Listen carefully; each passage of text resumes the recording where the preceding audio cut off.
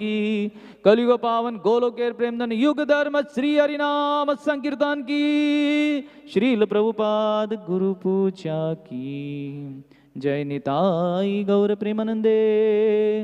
All glories to assembled devotees, all glories to assembled devotees, all glories to assembled devotees, all glories, all glories, all glories to Sri Guru and Sri Gauranga Gaur Haribol. Jai Radha Madhava Kunja Bihari Gopi Jana Vallabha Giri Barodhari.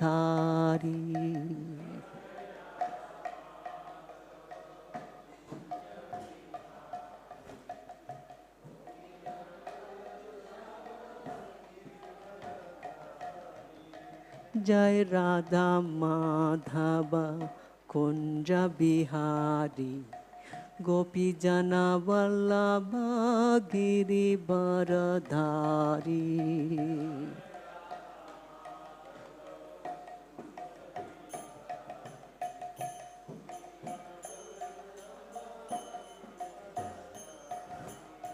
Yasoda Nandana Braja Jana Ranjana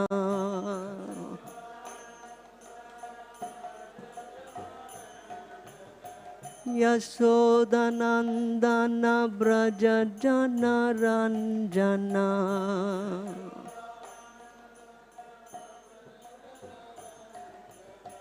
Yamuna Tira Vanachari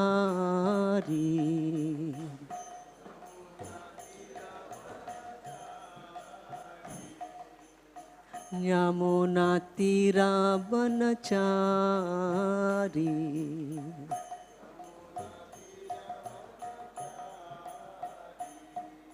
Jai Radha Madhava Kunja Bihari Gopi Jana Vallabha Giri Baradhari.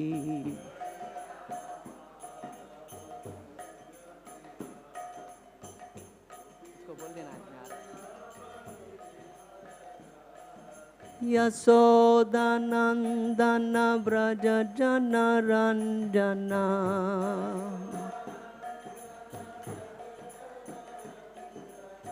Yamuna Tira Vanachari.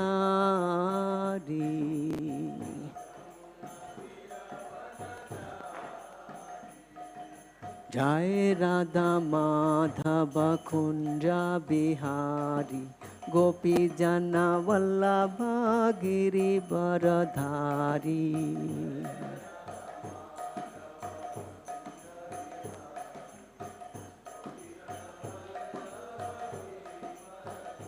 Hare Krishna, Hare Krishna, Krishna Krishna, Hare Hare, Hare Rama, Hare Rama, Rama Rama, Hare Hare.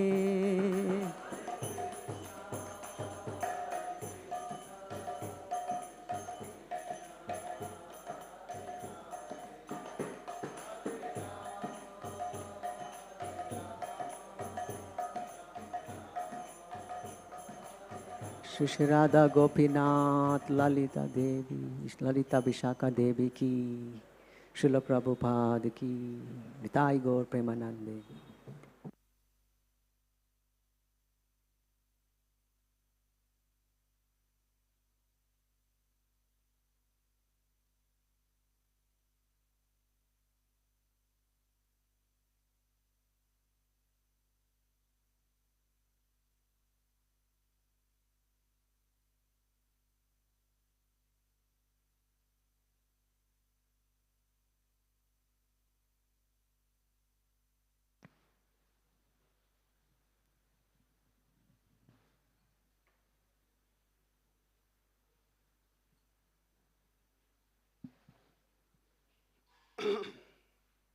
Om Namo Bhagavate Vasudevaya.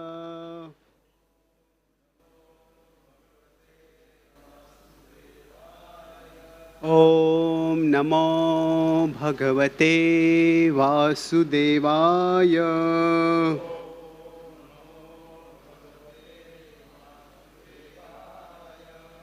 ॐ नमो भगवते वासुदेवाय।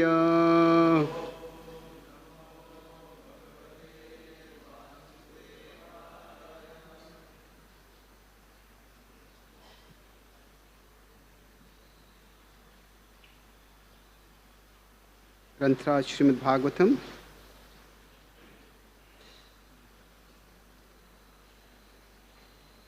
Canto 3, Chapter 8.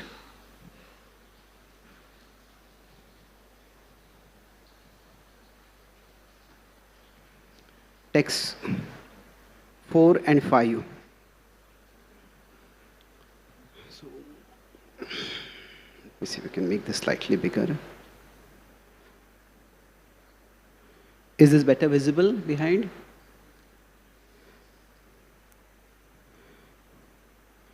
स्वम् एव धिष्ण्यं बहुमानयन्तम्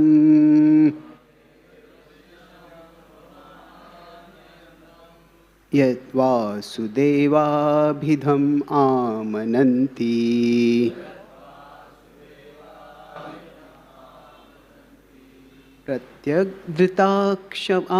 प्रत्यग्धृताक्षाम्बुजकोशमीषद् उन्मिलयन्तं विबुधोदयाय।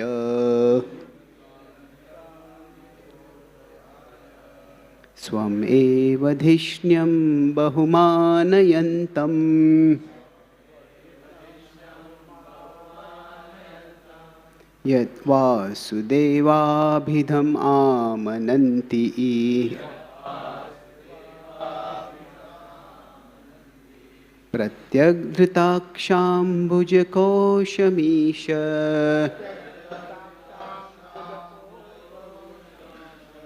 उन्मिलयन्तं विबुधोदयाय।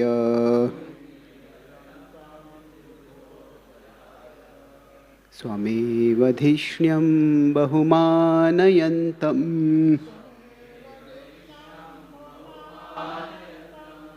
यद्वासुदेवाभिधमामनन्ति। प्रत्यग्धृताक्षाम्बुजकोशमीश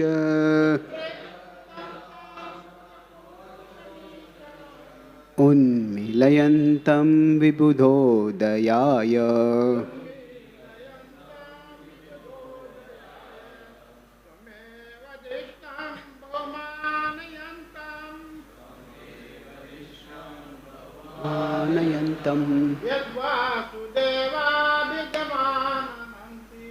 यद्वासुदेवाभिधमामनन्ति। प्रत्यग्धृताक्षाम्बुजकोशमीश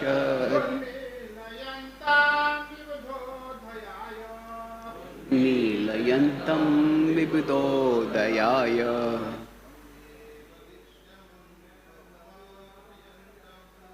त्वमेव धिष्ण्यं बहुमानयन्तम् यद्वासुदेवाभिधमामनन्ति।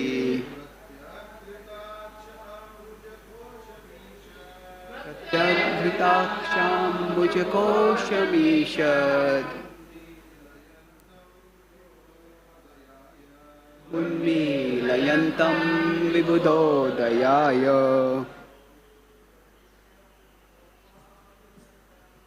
यमेव धिष्ण्यं बहुमानयन्तम् स्वयासेवायान्ति।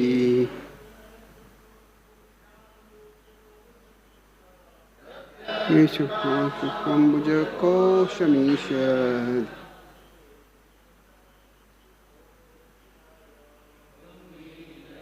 तं योदयाय। Vaishnavis, Swam himself eva does. Dhishnyam situated. Bahu greatly. Manayantam esteemed. Yat that which. Vasudeva Lord Vasudev. Abhidham by the name. Amananti acknowledge. Pratyagdhuta aksha eyes settled for introspection. Ambujakosham lotus-like eyes. Ishat slightly. Unmilayantam opened.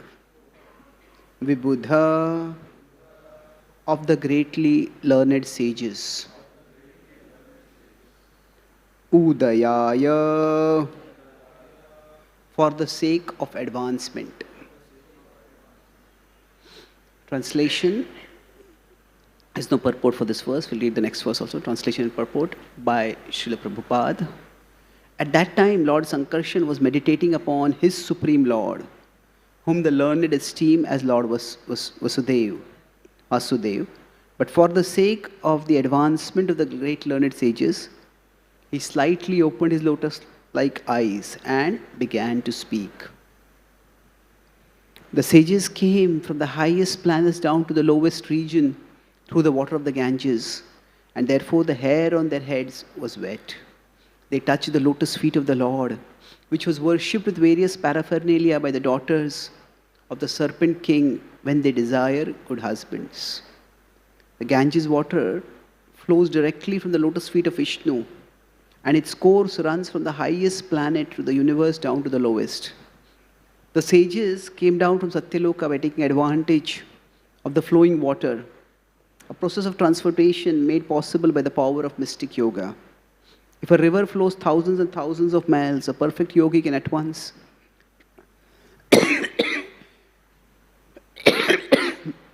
transport himself from one place to another simply by dipping in its water. The Ganges is the only celestial river which flows throughout the universe. And great sages travel all over the universe via this sacred river. The statement that their hair was wet indicates that it was directly moistened by the water originating from the lotus feet of Vishnu, the Ganges. Whoever touches the water of the Ganges to his head surely touches the lotus feet of the Lord directly and can become free from all effects of sinful acts. If after taking a bath in the Ganges or being washed of all sins, a man guards himself against committing further sinful acts, and certainly he is delivered.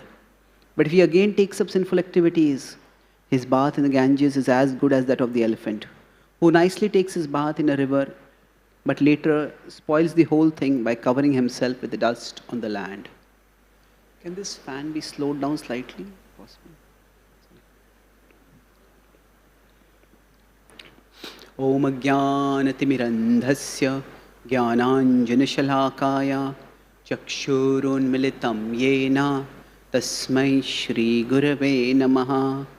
Nama Om Vishnupadaya Krishna Preshtaya Bhutale Srimate Bhakti Vedanta Swami Iti Namine. Namaste Saraswati Deve Gauravani Pracharine Nirvishesha Shunyavadi Paschatya Deshatarine Vancha Kalpatarubhyascha Kripa Sindhubhya Evacha Patitanam Pavanebhyo Vaishnavebhyo Namo Namaha. Jai Shri Krishna Chaitanya Prabhu Nityananda Shri Advaita Gadadhara Shri Vasadi Gaura Bhakta Vrinda. Hare Krishna Krishna Krishna Hare Hare Hare Rama Rama Rama Hare Hare. Dear Lord, please guide us all so that we can understand the import of your words and apply them in our lives. Hare Krishna. Yeah, perfect. Thank you.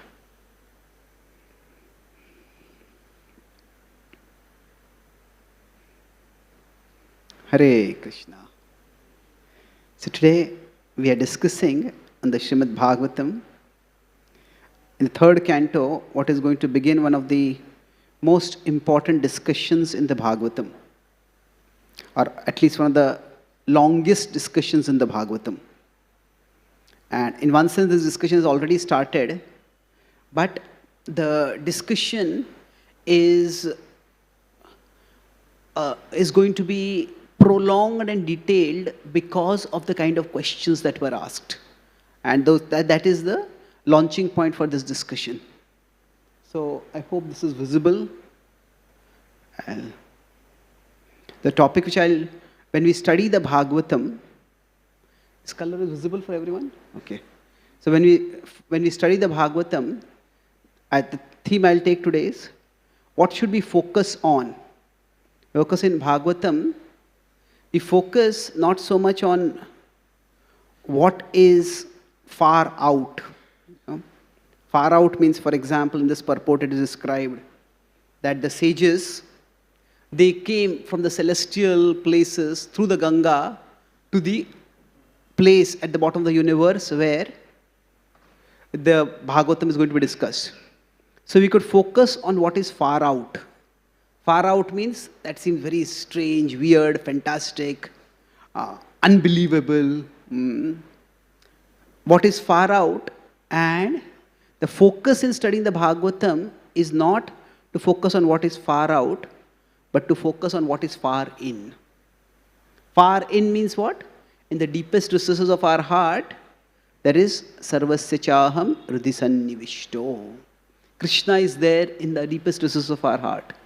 And we see Srila Prabhupada does not neglect what is far out. He just mentions in the purport that this is a mystic path of yoga by which the sages can come from wherever they are. If they have mystic perfections, they can come to hear the Bhagavatam. But in the focus is on not these materially fantastic details. The focus is on the spiritually relevant and potent principles. So what is far out is, there are material details that can seem fantastic. Fantastic can be in a positive sense, that they are just intriguing, they are astonishing. Or fantastic can be in a negative sense, where they seem unbelievable. It's irrational. How could you even believe such stuff like this, somebody may ask. So Prabhupada mentions them, but his focus is not on those material details. It is on the spiritual principles. The spiritual principles that are relevant and that are potent.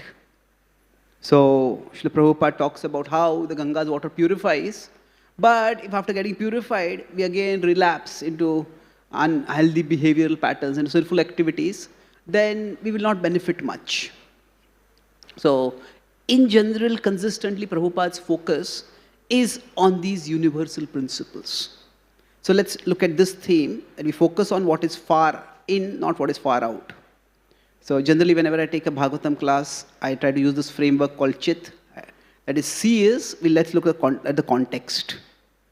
Then after that, we look at the implication. What does the context mean? And finally, we look at the takeaway. What does it mean for all of us? So I'll talk about it in this three-part framework. So let's look at the context. So we are trying to expand our consciousness by understanding the words of the Bhagavatam. Chit refers to our consciousness. So in terms of the context now, the Bhagavatam is quite a fascinatingly structured book. What do I mean by the fascinatingly structured book? Let's look at the structure over here. That at one level, the Bhagavatam is like a book of nested conversations. So we have the outermost conversations between, say, we have the sages of Sutta Goswami, and we have the Shaunaka and other race sages. We know that is it starts from the first canto and goes on till almost the 12th canto. Then within that is the conversation for which the Bhagavatam celebrated, that is Shukadeva Goswami, and then we have Parikshit Maharaj.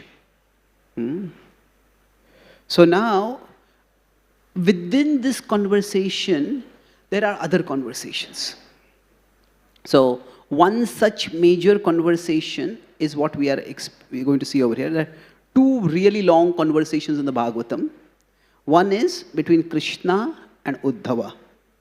That is what is called as the Uddhav Gita. That almost completely occupies the 11th canto. In general, the 3rd canto and the 11th canto are the longest cantos in the Bhagavatam, apart from, of course, the 10th canto, which is by far the longest. The 10th canto is 90 chapters. It's almost 1/3 of the Bhagavatam in terms of the verses. So here, this canto, now this is not geometrically proportionate, just for illustration. This is mostly the 11th canto. Now this particular conversation will go over the 3rd canto and the 4th canto.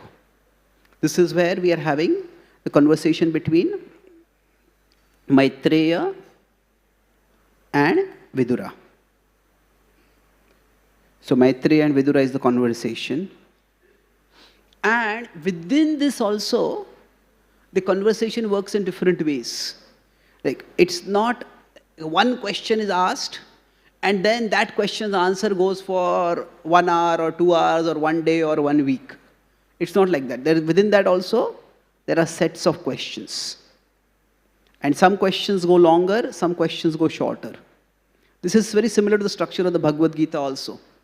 In the Bhagavad Gita, there are 18 chapters and there are 18 questions. Not one question per chapter, but there are 17 questions asked by Arjuna and one question asked by Dhritarashtra.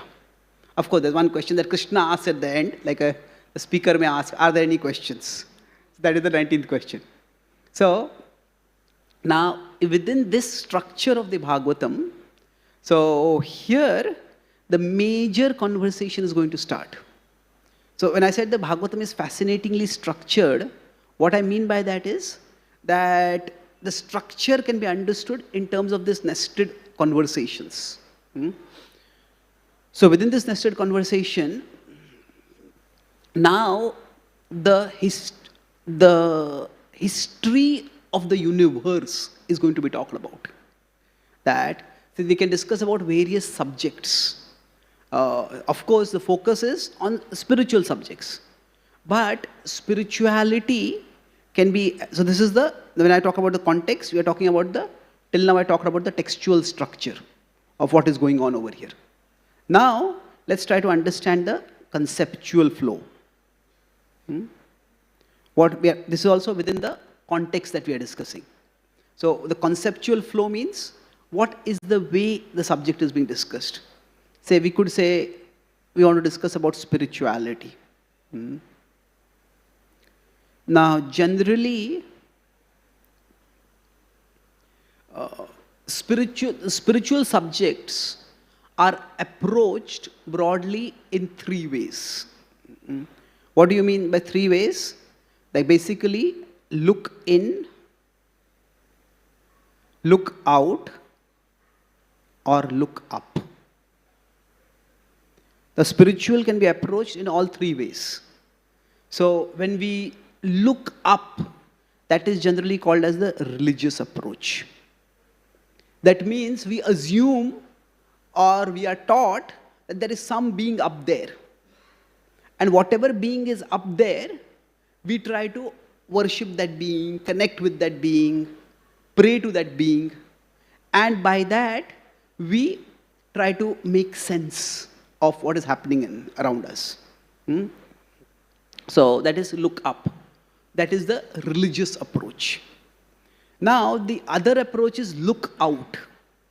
So this is often the natural approach.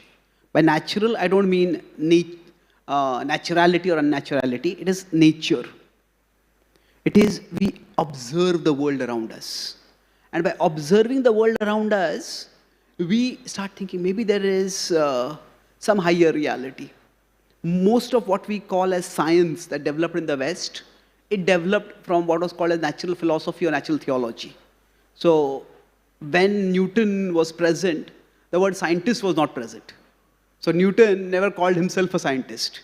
The word scientist came much later in the late part of the 18th century, actually, toward the end of the 18th century. Now, date exactly varies, depending on which historian of language we accept as authority. But the point is that Newton himself and all the scientists at those time, it is natural philosophy or natural theology. That means you observe nature and try to make sense of the world. And if you are already of a theistic bent of mind, it's called natural theology, otherwise it's natural philosophy. So we look at the world around us and we try to make sense of it. So here we don't start with the assumption that there is a God, but we try to look at the world. So most people who come through science towards God, that is through this approach of natural theology. Now the third approach is what we can call as the psychological approach.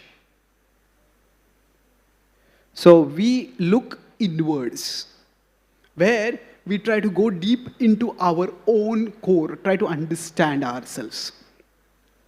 A lot of people nowadays in the West who are becoming open to spirituality are doing so through the psychological approach. Psychological approach is, oh, my mind is very troubled. And how do I deal with my mind? How do I manage my mind? And is there something which works at the level of meditation?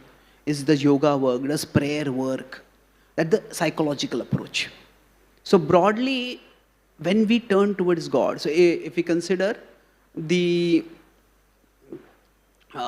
three broad approaches, now we could correlate them with certain aspects in our tradition, but let's not focus on that at this particular point.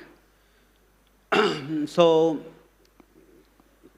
the approach of religion would be more like the karma kanda approach, where we assume that there is some higher deity and we worship that deity. Now, the inner, going inwards, turning away from the world to just go inwards, that is more like the jnana approach. That is more of the path of reflection, of the path of, so the karma kanda approach is there, then the jnana approach is there. Then the way of looking at the world to try to make sense of the world, that is more the approach of dharma. Now, dharma and upasana are not the same thing. As I said, I don't want to go into technicalities of these.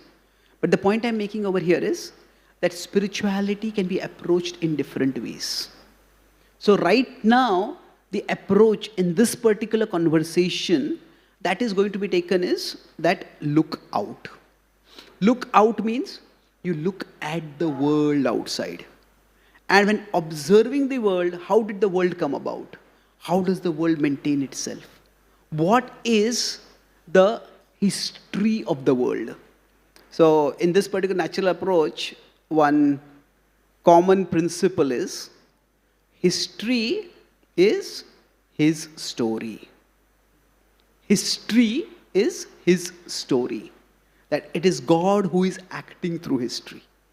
Now, of course, as the history of the world has become more and more complicated, and the attempt to see some divine plan in the moving of the world has become much more difficult, so people have become skeptical of this approach. But traditionally, this was the idea that Kalosmi Lokakshay Pravruddo. So Krishna is time. And through the moments of time, it is Krishna who is acting in the world. So when we study history, this is the approach, when the Bhagavatam is studying history, the point is not just to study history. The point is to study how God is acting through history. So just plain history could again be material facts. Okay, this king existed at this time, this king fought this war, this king died at this particular time, and then this particular war happened over there, this dynasty came at this time, this earthquake happened, and this river changed its path at this time. So the material history, or just material focus on history, it's just basically facts and figures. It becomes ultimately a list of names of dead successful people. People who were successful, but they're dead now, they're gone. But when his story, we again focus on spiritual truths, spiritual principles. So we focus on those spiritual truths. So what is going to start now, hereafter, is how the Bhagavatam was revealed in history. That the Bhagavatam is not just a book that was spoken at one time by Parikshit Maharaj by Shukdev Goswami. It has had many iterations when it has been spoken at different times. So now this story which is going to go on, what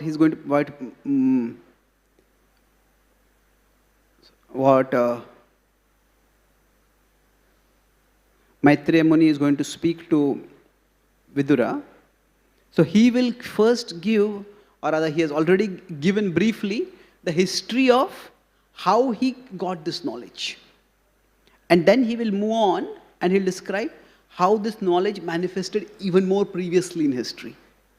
So right now what is being described is that particular narrative of how I got this knowledge. How I got this knowledge is being described. And then further what? How this knowledge manifested first.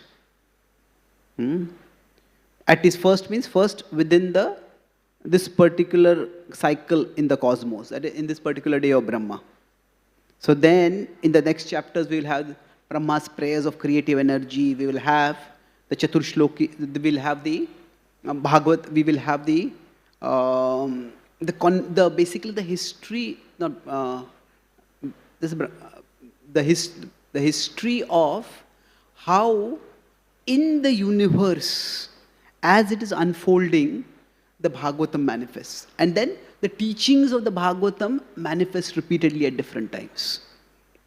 So how he got this knowledge, he describes. Let's look at this over here quickly.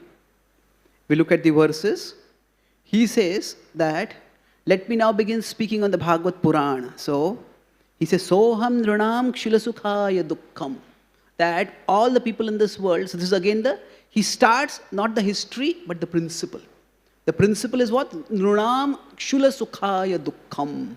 That Kshulasukha is for meager happiness, which actually leads to unhappiness.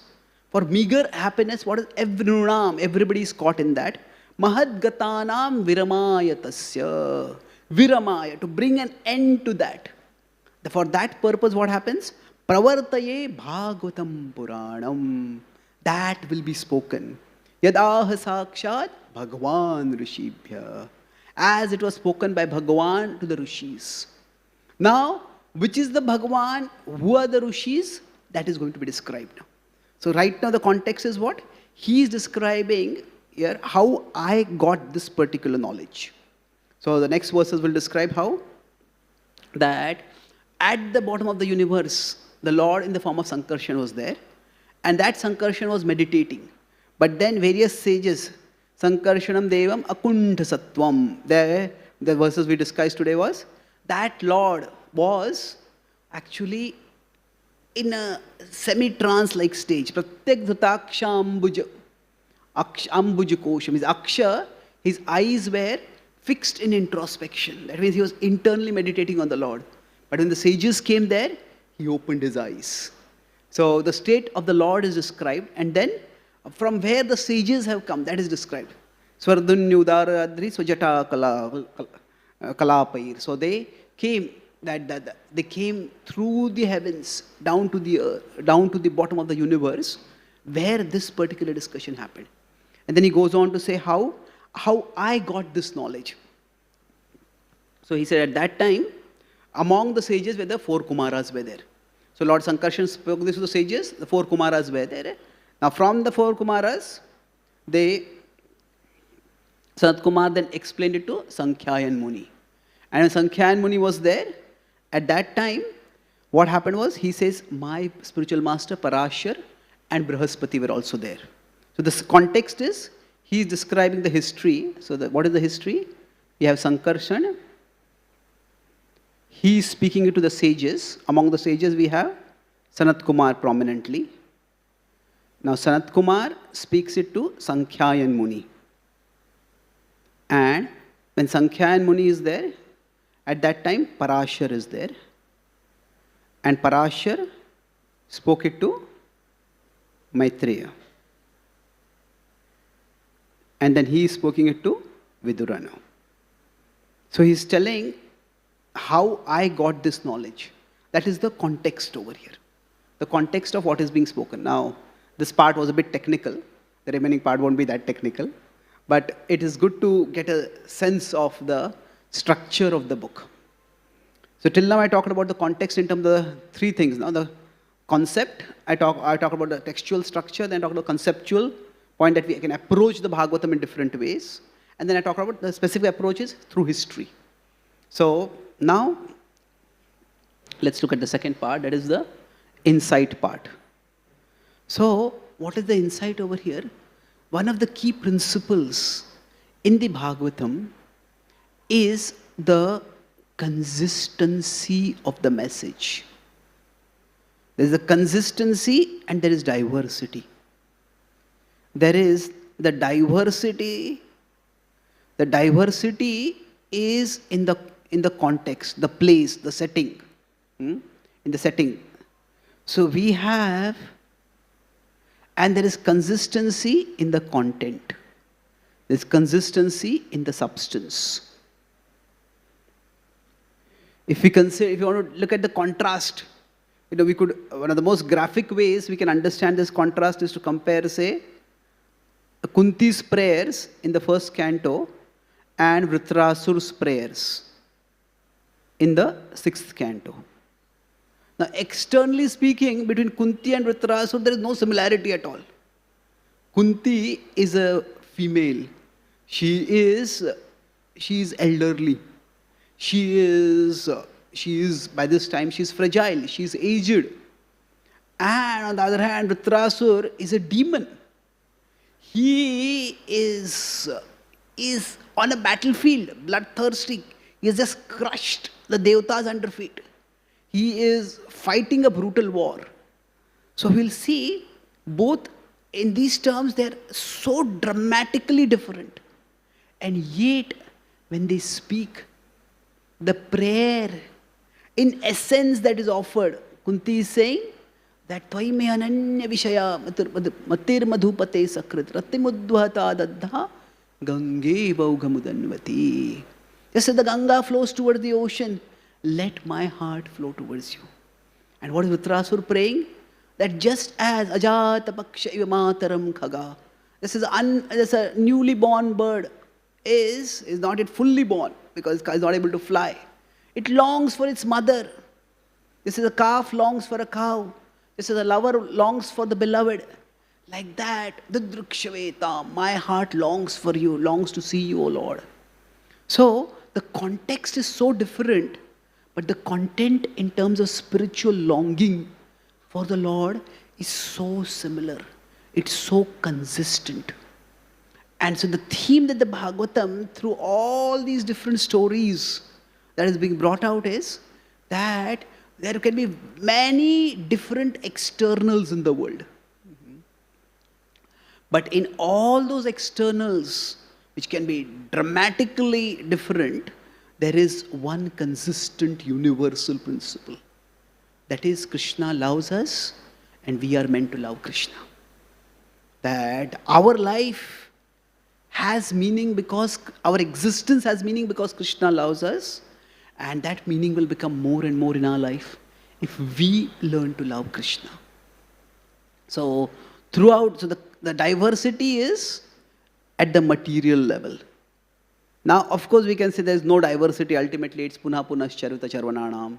Or it is all just the same pleasure coming again and again. Or we can say it is all a jugglery of names that it comes in the first, second canto. But that's one way of, but at least at the manifest level, we see a lot of variety. There are different places, there are different people, there are different personalities, there are different kinds of events that are happening. So yes, that is all true. And there is value in looking at it. But at the spiritual level, these are the two consistent truths. The first is that Krishna loves us. And that we should love Krishna. That knowing that Krishna loves us, that should inspire us to love Krishna. So yes, life can be confusing, life can be confounding, life can seem terribly bitter and unfair at times. But through it all, this two truths actually can guide our life. And if you look at the context, what Vidura and Maitreya are discussing over here, they are discussing in the context of what could be called as the ultimate devastation. The Lord himself has disappeared. And when the Lord is there and now he is gone, and when he is departed also, he's departed in a very disorienting, disruptive way. If, say, when Srila Prabhupada departed, it was devastating for devotees. But at least Srila Prabhupada's departure, from material perspective, was very gracious and glorious. He departed Vrindavan with devotees surrounding him, chanting Krishna's glories. He was in a devotional context. He was completely absorbed. But the nature of the world is sometimes, terrible things happen at the material level. We have had some of our leaders departing in some terrible accident, sometimes in some extremist attacks. But the material world, terrible things can happen. And it can be very confusing. So Krishna's departure has been not exactly in the materially graceful and glorious way. Of course it was glorious. Everything that Krishna does is glorious. But in terms of faith, it can be very disruptive.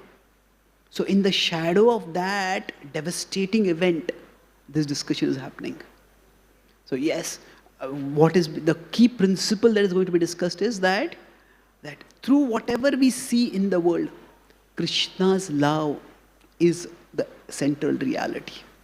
So in the Bhagavatam, the diverse context, settings, where the discussion is happening, between whom the discussion is happening, or who is praying, what is the background for the prayer, all that is, if you look at the context, going back to the starting point, the context can often seem to be far out. Far out means it can seem extraordinary, it can seem unbelievable, but the content, the setting, the content is about, beyond the setting, the substance is about, go far in. Go to the deepest core of your being. And that is where the inexhaustible Lord with his inexhaustible love resides. And that is where we'll find an inexhaustible reservoir of life and love for ourselves. That is what we are meant to do. So, Parikshit Maharaj is hearing at the end of the Bhagavatam, when Shukdev Goswami completes his message, what happens is Shukdev Goswami departs and Parikshit Maharaj turns inwards. And he absorbs himself in remembrance. And even when the snake bird Takshak comes and attacks him, his heart, his soul has already gone to the Lord. So, when we look at the far out things, now we can try to make sense of the far out things also. So the thing that is described over here is the Ganga flows throughout the universe. So one of the key things, I'll just elaborate a little bit on the far out, and then we'll move to the take-in about the far in, takeaway about the far in. So when we say don't focus on what is far out, that, oh, how do I make sense of this? How do I understand this? So that does not mean we are saying that it is to be rejected, or it is all just some made-up story. That's not what we are saying. It is a matter of priority. What is more important and what is less important? So when Srila Prabhupada was asked, the same question was asked in Hawaii once, he was asked in Los Angeles also. So some devotees came to him and he said that, Prabhupada, when we talk with the scholars and we tell them that some of the figures in the Bhagavatam, like, say, Maharaj Ugrasen had some astronomical number of bodyguards. So they laugh at us. And they say, oh, where would they all stay? Where were their homes? Where were their restrooms? Dwarka is such a small place. And now Prabhupada could have taken a confrontational tack. Prabhupada says, Krishna can do anything. Have faith in Krishna. Krishna can maintain the whole universe on the tip of a needle. Prabhupada, the tack he took at that time was, Among all the thousands of the verses in the Bhagavatam, was that the only section you found to speak to the scholars? Isn't it? Why? Is that the most important thing in the Bhagavatam? No, that's not the most important thing. And sometimes what happens is that which we, in our sadhana, in our life as sadhakas, don't consider very important, somehow we make it very important in the beginning of people's spiritual life. Like say, recently there was this whole controversy over, in India had the Chandrayaan mission, and there are certain statements of Prabhupada. So, no, Prabhupada said man didn't go to the moon. I made a video about it. That is the 6 kinds of statements Prabhupada made about it. It's not just that Prabhupada said that man, maybe they went there, but they didn't actually access the moon. They went to some other place. Now, how many of us, we have practiced bhakti for maybe 2 years, 5 years, 10 years, 20 years, 30 years. How many of us, during our normal practice of bhakti, worry whether we went to the moon or not? That's not an important thing for us. So why make it important in the start of one's spiritual life, where it is not going to be very important throughout one's spiritual life? So the far out aspects of bhakti, Prabhupada are not that important. Prabhupada defines intelligence as to see things in their proper perspective. And so see things in their proper perspective means that to know what are the big things and what are the small things. So what is more central for a person to remember Krishna and what is not that central? What is the big thing and what is the small thing? And once we understand this, then we can decide what is it that we should be focusing on in our own practice of bhakti and in our presentation of bhakti. So now the exact mechanism by which this is happening, the universe is very complicated. How can a river extend across various domains within the universe? Well, the fact is that when we talk about the Ganga is not just a body of water. Ganga is also a goddess. And that goddess can manifest in appropriate form. It is not, sometimes when we depict in 3D or 2D or whatever, we may say, okay, from the Swarga, the Ganga is coming down over here. Now the problem is, with that depiction is, that Swarga itself is not a gross place. It is not made of gross matter like what we see. It's made of subtle matter. If something is made of subtle matter, then the water there is also subtle, isn't it? Like the Devatas have subtle body and they drink gross water. What is going to happen there, isn't it? You take gross water, where does it go in the book? So things manifest in different ways at different places. So basically, there is much more complexity in the universe than what we perceive. So what is described in the Bhagavatam, it is possible. Now, is it possible to get objective evidence for it? That depends. Much of science operates on an assumption, on an axiom, which is called as uniformitarianism. Uniformitarianism. Or it's simply called uniformism also sometimes. Uniformism means what? That the whole of the universe is uniform. That means all of the universe operates based on the same laws that we have observed in our vicinity through physics or through chemistry or whatever. So does the law of gravity work throughout the universe? Well, have we tested it throughout the universe? We try to make sense of celestial objects with that particular law, but there is no scientific experiment to prove uniformism. It's an axiom in science. It is not a proof. It is not a proved theory or a proved principle. That the laws that apply here, those laws apply everywhere. So this is an axiom, and it need not be true. In fact, as science has proposed the idea of parallel universes, they say that uniformism may not apply in parallel universes. So, yes, there are some things which would not make sense to us in our present conceptions of space and time. But our present conception of space and time is not the only conception. And therefore, it is possible that there could be many more things in the universe that we don't understand. So if uniformism is not true, then it implies one very important thing, that absence of evidence is not evidence of absence. Now, that doesn't mean absence of evidence is proof of existence. No, that's not what we are saying. It is that something that it is possible can't be ruled out just because we have not experienced it. Does that mean it can be ruled in? Not necessarily. That is a different question. But it is not something irrational. Oh, this is just fantastic, I can't believe it, and just I rejected all things. No, that's not the important thing. That the key thing in the Bhagavatam is not all the diversity that exists in the outer world. The far out, whatever is there in the Bhagavatam, is the setting for going far in. And that's why that is what we need to focus on.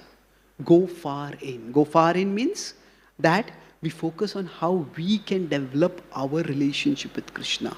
How? By seeing so many people in so many different settings. There are sages, there are kings, there are children, there are women, there are all different kinds of people. There are wealthy people, there are beggars, there are even animals. There are so many diverse beings. They are all attracted to the Lord. They are all finding the ultimate meaning and fulfillment in their service to the Lord. So that brings me to the takeaway. So my point was that focus on what is far in, what takes us far in, not what is far out. Now focus on what is more important and not what is less important. What are the big things, not the small things.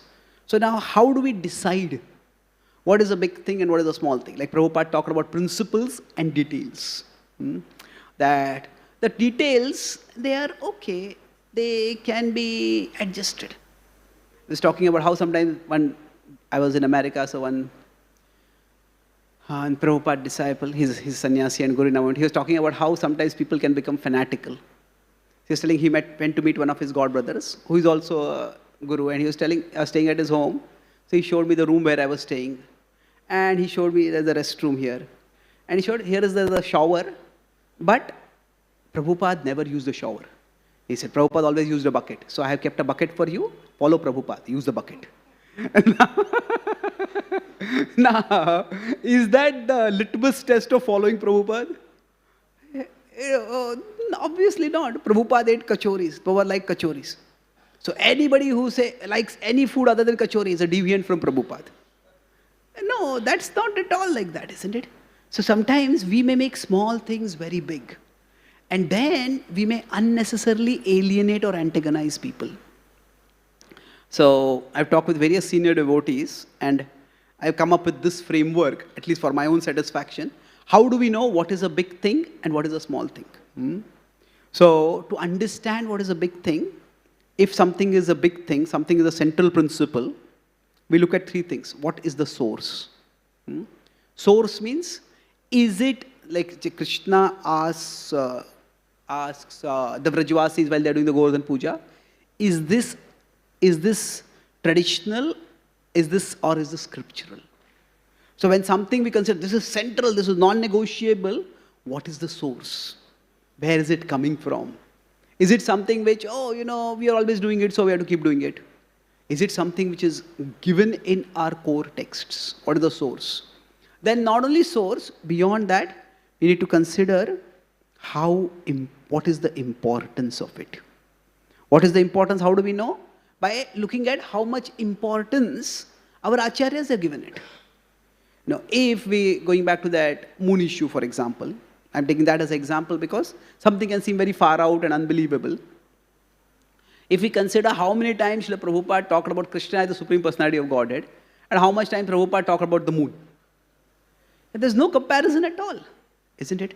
So how important is something within our canon, within our body of wisdom?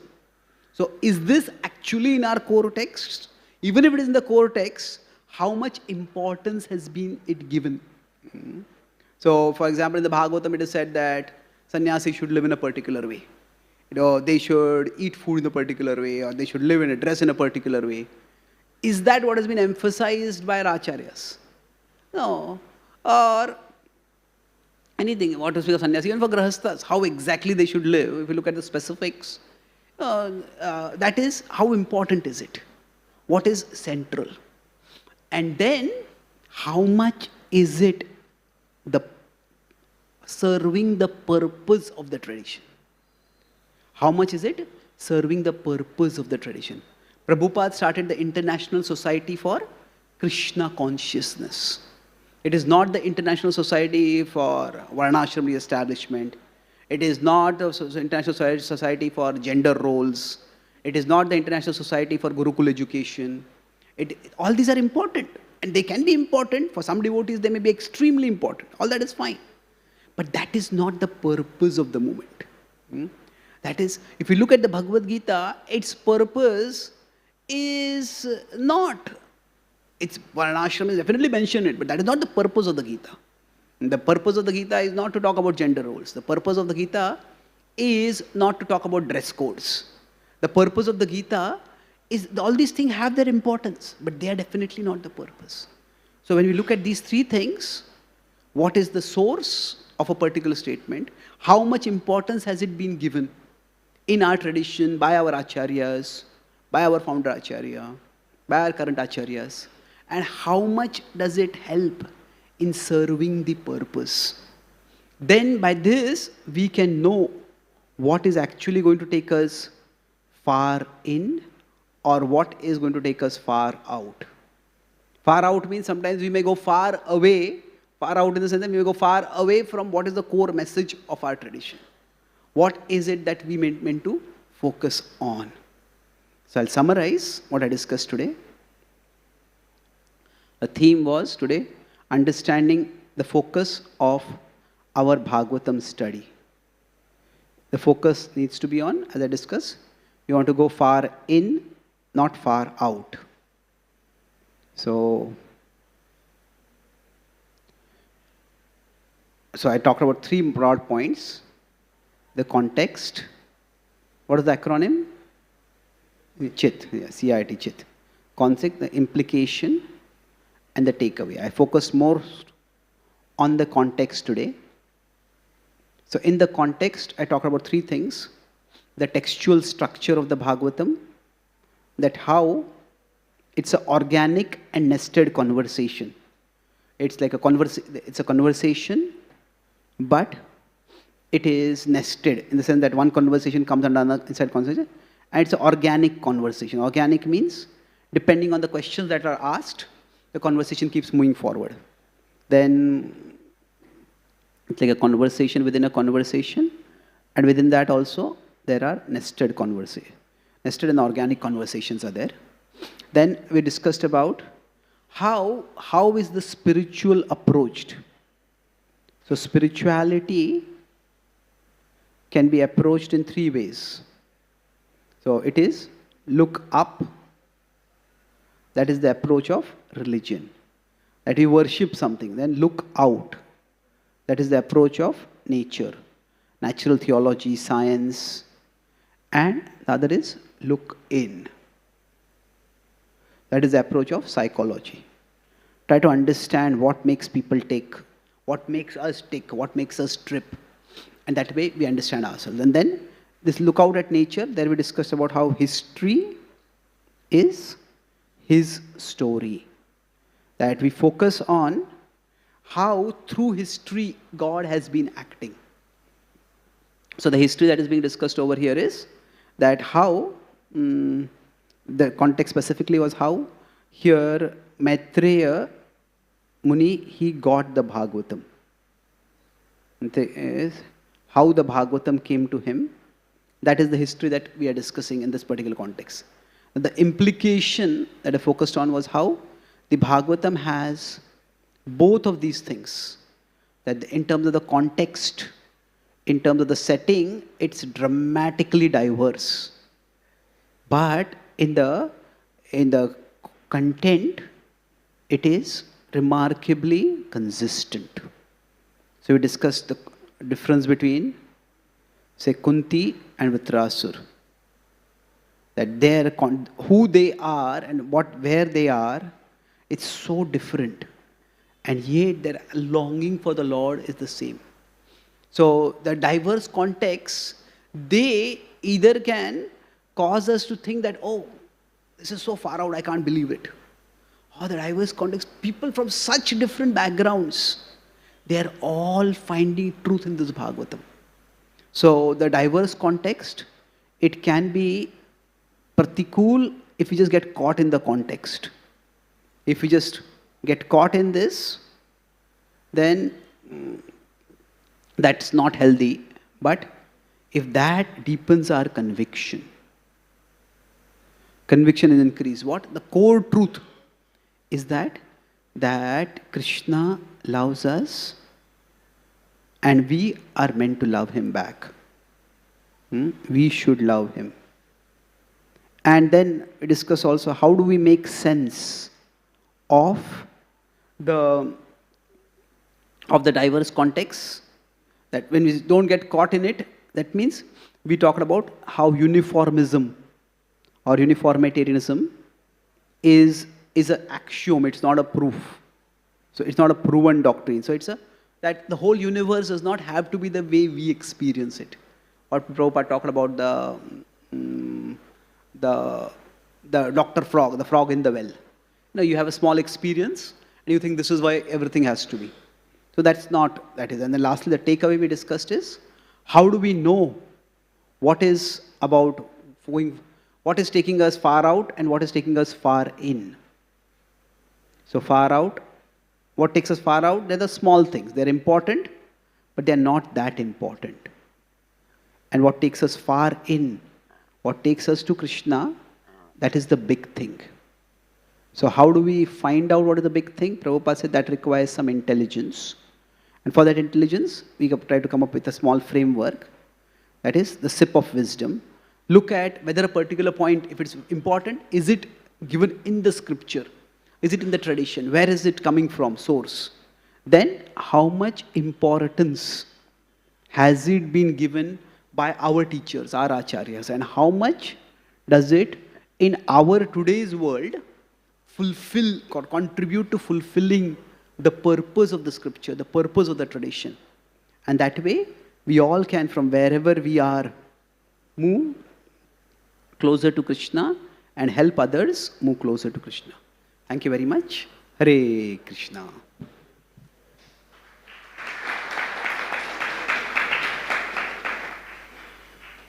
Is there any quick question?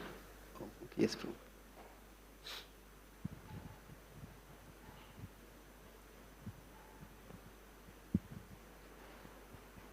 Hare Krishna. Prabhu, you have compared psychology, wherein we see look-in, as a more kind of a jnana yoga. It's a rough correlation. I won't go dig that will require much more analysis and exploration. And look up to the religious more kind of a karma yoga, where not karma yoga. Karma kanda is performed. Karma kanda is, from there they may move upward, but it's mostly karma kanda. Okay. And how do you then compare it with the look-in, look-out kind of thing? See, look-out is basically like vibhuti yoga. It is that we'll observe the beautiful things in nature and we see how there is some divine agency behind it, there's some divine arrangement behind it. So the idea is that when you are looking in, you just turn away from the world. World doesn't matter. So that sort of indifference towards the world, to go deep inside, that is characteristic of jnana. When we look up, the focus is, we may still want to look out, but the idea is, some being up there will help me to fix things in my life. Whereas when we look out, the idea is, there is wonder and beauty and glory in the world. Let me find it. So it's a very, the Vibhuti Yoga chapter is a very different approach to the world from, say, the 8th chapter, Dukkhalayam Shashvatam. That Dukkhalayam Shashvatam is, this world is filled with temporary things. They will entangle us. It's filled with Vishaya. Vishaya can be Visha and Punarapi Jananam, Punarapi Maranam. But when Arjuna asks, Keshu Keshu cha bhaveshu chintyosi Bhagavan Maya, how can I remember you in this world? Then Krishna talks about the beauty and glory of this world. So, the Gita, some of the teachings can be, say, world rejecting. Some of the Gita are very world affirming. So, but the point is that both approaches can be used to reach the Lord. So generally speaking, look out is a more world-affirming approach. Look in is a more world-rejecting approach. Even Lokayatas, they also like kind of look out, and they said it's only the material elements which are there. Yeah, and a that's fair particular enough. So, time. looking out is, so certainly science is also, much of science is non-theistic. Some of sciences are atheistic, a few are theistic. So it's not that by looking out, we are going to see Krishna all the time. See, by looking, whether it is we look out, look in or look up, Maya is there everywhere. When we look up also, we might believe in some imaginary deity. Like we have the idea of semi-God. Say me God, I am God. Isn't it? Semi-God. So people might believe in such people also. You look in and there is so much darkness inside us. There are people like, say, Carl Jung, brilliant psychologist. But then he concluded that what is deep inside the human psyche is darkness. And ultimately, the darkness is what is going to come out and destroy people. So, I'm oversimplifying what he's teaching over here. But my point is that we can look in and we can see only tumult and darkness over there. So, in all these approaches, these are ways that one may come to spirituality. It is not necessary that in these ways anybody will come necessarily to spirituality. Okay? Thank you. Nicely described, bro. Thank you. Thank you. Yes, bro. Last question.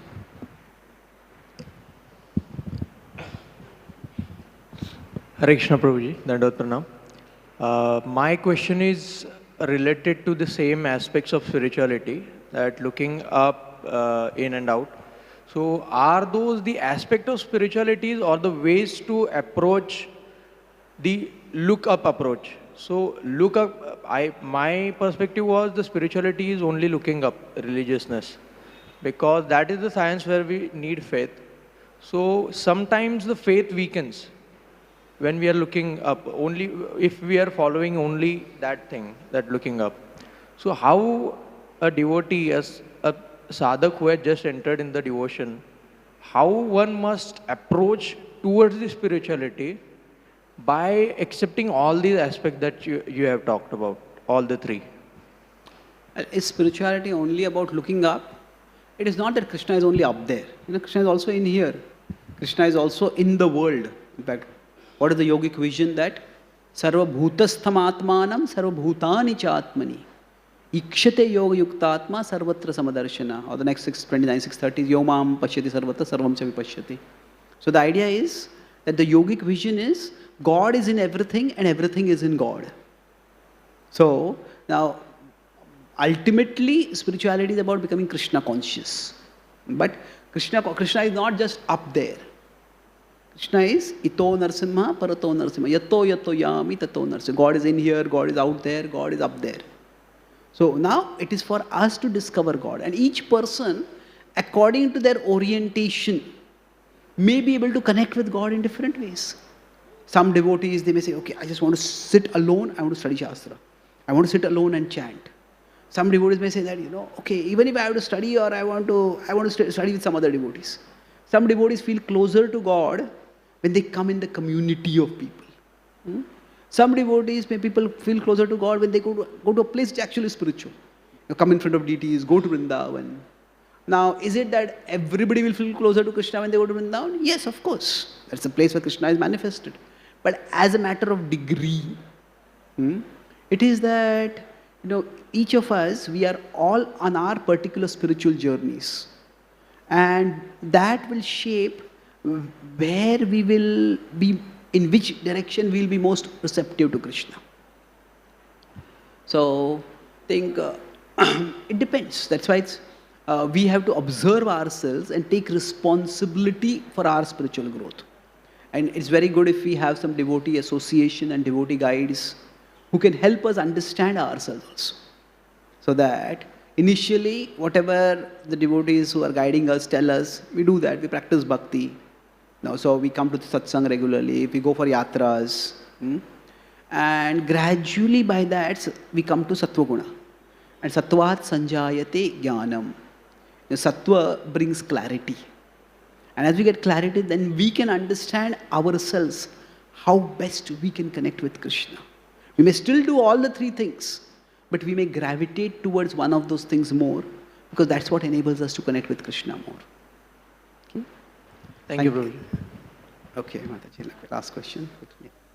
Yeah, you just take my. Hare Krishna. So while explaining, you told that to look within, it's dark. It's How is possible. How is it dark? Because super soul is here, and to look inside, to look within, would always help us to fine-tune ourselves and rectify things. So it's eventually between us and him. So unless and until we look inside and within, I mean, I didn't understand the dark part of it. If you could explain Yeah, that. so see, when we look inside, we may feel resentment, we may feel anger, we may feel so much negativity. Sometimes, if somebody has betrayed us, somebody has hurt us terribly, and their words, their actions, their expressions are just replaying in our mind. You know, sometimes the worst thing that we can do at that time is try to look within, because that memory is replaying and playing so prominently. So yes, Krishna, that's why I said we have to go far in to find Krishna. And sometimes the path to going to that innermost level might be just so dark, so filled with obstacles, that we may not be able to go inwards. So again, as I said, it depends on individual nature, how much a person has cultivated the habit of introspection also. So looking within might not get us anywhere. Like people might just say, okay, I have this thought and I have this thought and I have this thought, and I'm just lost in all these thoughts. So basically, two ways we can go wrong when we look within. In Rajoguna, there might just be too many thoughts. And Bahushakha Yanantasya, that Aneka Chitta Vibhranta Mohajala Vimavrita. It is pulled in various directions. So we look within, if there's too much Rajoguna, we just get lost in all that is going on within. And if it's in Tamoguna, we will Dhutyaya Dharate Manaprano. No, what is that? Yaya Swapnam Bhayam Shokam Vishadam Vadamevacha Namimunchati Durmedha Dhrutisa Parthatamasi. We will not, our thoughts may not go in many directions, but they will go in a self-destructive direction. That sometimes, you know, somebody is saying, how could this person speak like this to me? We tell them, move on, just forget it. But they just can't move on at that time. They're just going on and on and on in their mind. So that's why I said we have to be at least to some level of sattva to go within, to be able to, leave alone connect with Krishna, to even get some clarity about what the issue is, why I'm feeling so hurt by this, what can I do about it. So it is going in is very good, but are we able to go in sufficiently? That is the question. Because see, inside, when we say inside, what is there inside? The body, this is the body we have. We say inside means go inside the body.